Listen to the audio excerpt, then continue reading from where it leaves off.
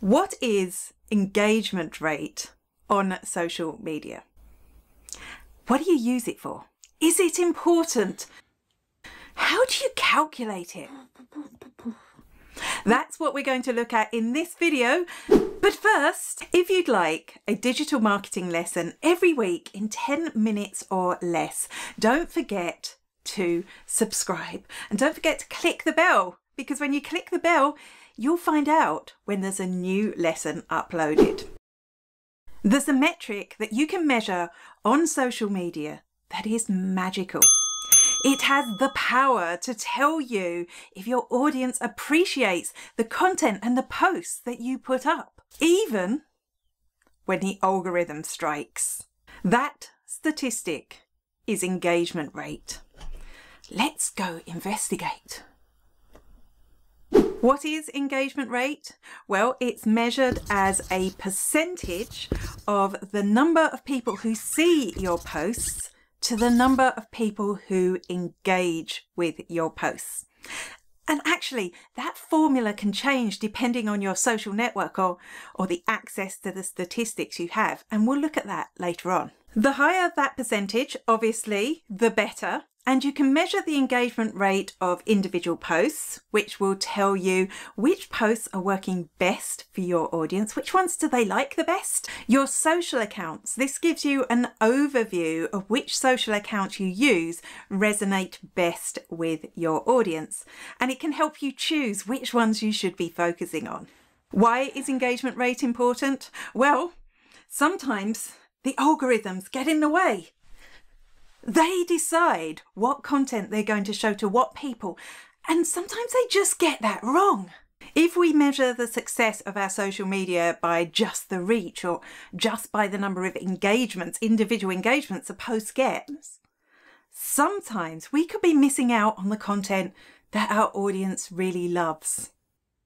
Because engagement rate is a percentage, it will tell us how well the content we put out resonates with our audience, even if the algorithms only show it to a small group of people. For example, if 1,000 people saw your post and 100 people engage with it, the engagement rate is 10%.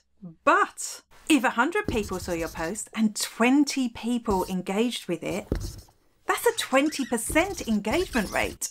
Although that second post reached fewer people, the people who did see it resonated with it more. It was good content for them. The algorithms just got in the way. Once you know what posts are working best for your audience, you can try and work out why, and you can create more content like that that will attract and engage your audience. Keeping an overall score of your engagement rate by social network will give you a better idea of which ones are working best for you.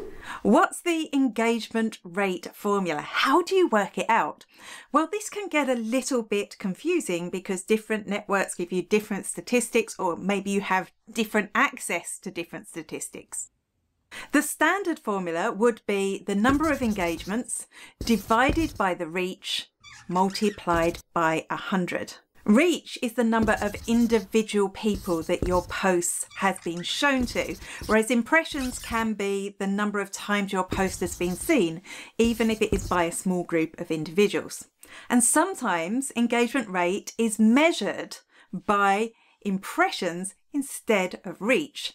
So the formula would be the number of engagements divided by impressions multiplied by 100. And sometimes, just to be confusing, it's based on the number of followers. So this would be relevant if you were trying to work out the engagement rate of a creator or an influencer that you wanted to work with without seeing their statistics.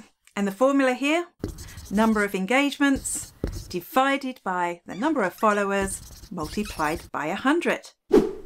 So what's a good engagement rate? I know you want to know the answer to that, and I'm sorry, there just isn't a straight answer for this because it varies by social network. It varies by how you measure it. So I always think the best thing to do is benchmark against yourself. Keep a regular record of your engagement rate and hopefully it will keep going up. And if it doesn't, what do you need to do to fix it? So that's the basic formulas. Which one of those do you use for each social network? How do you find that data for each social network? That's what I'm going to cover in the next few videos. So don't forget to subscribe and click the bell, because then you'll know as soon as I've uploaded the next one.